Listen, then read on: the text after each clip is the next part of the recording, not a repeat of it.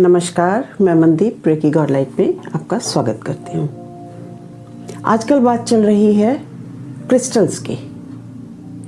Crystal क्या हैं, किस तरह वो फॉर्म होते हैं या उन्हें किस तरह यूज़ किया जा सकता है, उनकी प्रोग्रामिंग, उनके क्लींजिंग, इनके बारे में हमने बात की। अब बात आती है उनकी शेप्स की, कि उनकी शेप्स क्या हैं और वो शेप्स किस चीज़ को डिनोट करती हैं। तो आज बात करते हैं शेप्स की। सबसे पहले शेप्स में अगर आता है तो वो आता है टम्बल स्टोन। ये टम्बल स्टोन देखिए इर्रेगुलर शेप में भी होते हैं।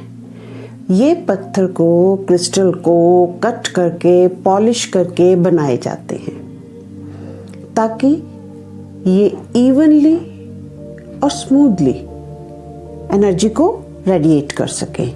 भले ही इनकी शेप इर्रेगुलर हो, साइज इर्रेगुलर हो, पर इन्हें इस पर्पस के लिए यूज़ किया जाता है।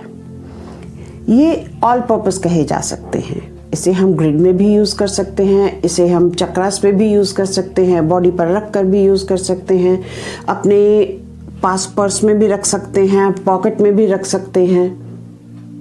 छोटे होने की वजह से, साइज के वजह से इन्हें हम कहीं भी यूज़ कर सकते हैं, घर में भी यूज़ कर सकते हैं। किसी बोल में काफ़ी सारे ये डालकर या अलग अलग हमें जो एनर्जीज चाहिए वो सब टम्बल्स हम इकट्ठे करके भी रख सकते हैं। और सबसे बड़ी बात, ये दूसरे क्रिस्टल्स के शेप और कट के कंपैरिजन में, यानी जो दूसरे क्रिस्टल्स हैं, पिरामिड्स हैं, वैंड्स हैं, हार्ट शेप्ड हैं, इन सब के कंपैरिजन में ये काफ़ी अफोर्डेबल होते हैं। तो अगर आपको क्रिस्टल्स की यात्रा शुरू करनी है, यानी क्रिस्टल्स को यूज़ करना सीखना है या आपको उसे यूज़ करना शुरू करना है, तो टम्बल्स आपके लिए बेस्ट चॉइस होंगे। हालांकि कौन सा क्रिस्टल क्या काम करेगा ये हम नेक्स्ट एपिसोड में बात करेंगे, but to start with tumble best choice है। इसके बाद बारी आएगी पिरामिड की। पिरामिड की आप देखिए कि ट्रायंगुलर यानी 4 त्रिकोण हैं और बेस पे एक चौकोर है। तो ये हर डायरेक्शन में इवनली एनर्जी रेडिएट करता है और इसका जो बेस है ये अर्थ की एनर्जी को इन्हांस करके उसे अपनी टिप से, अर्थ से एब्जॉर्ब करके, उसे एनहांस करके अपनी एपेक्स से, टिप से ये एटमॉस्फेयर में उस एनर्जी को रेडिएट कर देता है। अब ये यूज़ कहाँ कहाँ हो सकते हैं? छोटे पिरामिड्स हम चक्रास पे, बॉडी पे, घर पे, कहीं भी क्रिस्टल के और पर्पस के हिसाब से। अगर आप क्रिस्टल ग्रिड बना रहे हैं तो उसके सेंटर में पिरामिड यूज़ होगा।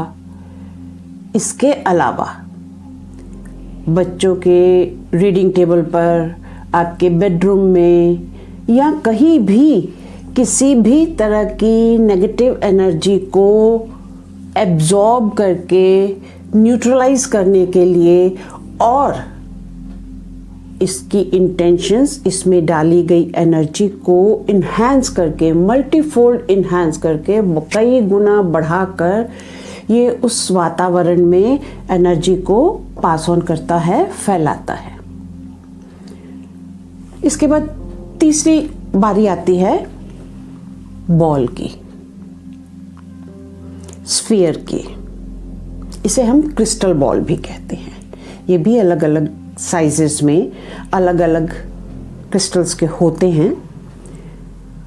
इसका पूरे पत्थर को कट करके प्रॉपर स्फीयर का शेप दी जाती है और इस स्फीयर का फायदा ये है कि ये किसी भी डायरेक्शन में, साइडवेज, ऊपर, दाएं, बाएं, यानी जिसे हम कहते हैं ना कि 10 दिशाओं, ये 10 दिशाओं में एनर्जी को बहुत आसानी से रेडिएट कर सकता है। इसकी प्रोग्रामिंग और इसको एनर्जाइज करना और भी आसान है, क्योंकि ये हाथ में पूरे आसानी से समा जाता है। इसे एनर्जाइज करना, रेकी पास ऑन करना बहुत आसान है।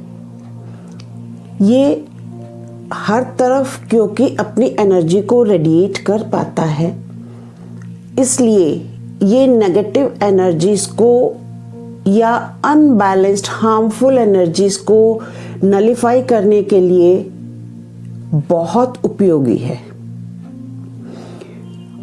अब ये है क्या? ये स्फीयर है, इसलिए ये अर्थ को और मून को डिनोट करता है। और मून, जैसा कि आप सब जानते हैं, मून इंट्यूशन के लिए, इंट्यूटिव पावर्स के लिए मशहूर है। तो इसलिए ये क्रिस्टल बॉल आपकी थर्ड आई की एक्टिवेशन के लिए और इंट्यूशन को एनहांस करने के काम आएगा। इसके साथ साथ ये हीलिंग के लिए, अपने आपके घर की प्रोटेक्शन के लिए, हार्मनी के लिए, साइकिक डेवलपमेंट के लिए, इन सब कामों के लिए भी ये यूज किया जाता है। और रखना थोड़ा सा मुश्किल है, क्योंकि इसे कोई स्टैंड चाहिए होगा, नीचे कुछ चाहिए होगा जिसके ऊपर इसे हम टिका के रख पाए। ये ऑटोमेटिकली अगर रखेंगे तो ये लुढ़केगा, लेकिन किसी भी स्टैंड के साथ हम इसे रख सकते हैं और ये वहाँ की नेगेटिव एनर्जीज को एब्जॉर्ब करने और पॉजिटिव एनर्जीज को पास ऑन करने के लिए बहुत फायदेमंद रहेगा। क्रिस्टल बॉल के बाद बारी आती है क्रिस्टल हार्ट की। ये क्रिस्टल हार्ट अलग अलग साइजेस में, अलग अलग क्रिस्टल्स में अवेलेबल होता है। ये हमारी लव एनर्जी को, हार्ट चक्र को रिप्रेजेंट करता है और इसे हार्ट चक्र की हीलिंग के लिए या रिलेशनशिप्स को और इमोशनल वुंड्स को हील करने के लिए यूज किया जाता है। ऑर्नामेंटल वैल्यू तो है ही इसकी, क्योंकि इसे आप पेंडेंट के तौर पे अपने गले में हार्ट चक्र के सामने पहन सकते हैं और ये ऑटोमेटिकली आपकी हार्ट एनर्जी को एनहांस करेगा, आपके इमोशनल वुंड्स को ठीक करेगा और आपको ज़्यादा लविंग और लवेबल बनाएगा। तो ये क्रिस्टल हार्ट की बात हुई। इसके बाद बारी आती है क्रिस्टल वैंड की। ये भी अलग अलग क्रिस्टल्स के अलग अलग शेप्स में होते हैं। ये किसी एक सॉलिड क्रिस्टल को लेकर उसको कई फैसेट्स में कट करके उसकी टिप को पॉइंटेड बना देती है, तब ये क्रिस्टल वैंड बनती है और इसका बेस बिल्कुल स्मूथ फ्लैट होता है। ये एनर्जी को एनहांस करके अपनी टिप से पास ऑन कर सकता है और ये ज़्यादातर यूज़ किया जाता है ऑरा से या बॉडी से नेगेटिव एनर्जीज को एक्सट्रैक्ट करने और पॉजिटिव एनर्जीज को पास ऑन करने के लिए, क्योंकि ये टिप से, बैक से ये सारी एनर्जीज एब्जॉर्ब करेगा और ये टिप से उस एनर्जी को पास ऑन करेगा।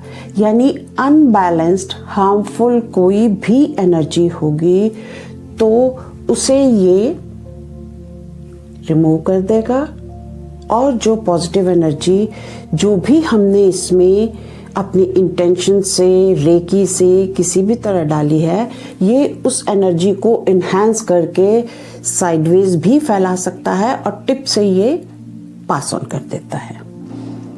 इसी की तरह ये स्टैंडिंग पॉइंट होता है, यानी इसका शेप, फैसेट्स, टिप बिल्कुल वैंड की तरह है, पर बेस देखिए इसका राउंड है, उसकी तरह फ्लैट नहीं है। ये भी उसी पर्पस के लिए ऑरा की क्लींजिंग, एनर्जाइजिंग के लिए या बॉडी के चक्रस के क्लींजिंग या एनर्जाइजिंग के लिए यूज किया जाता है। तो आज हमने बात की कुछ एक शेप्स की, अभी खत्म नहीं हुई। तो बाकी शेप्स के बारे में हम नेक्स्ट वीक बात करेंगे। तब तक के लिए आपसे विदा चाहती हूँ। फिर मिलते हैं।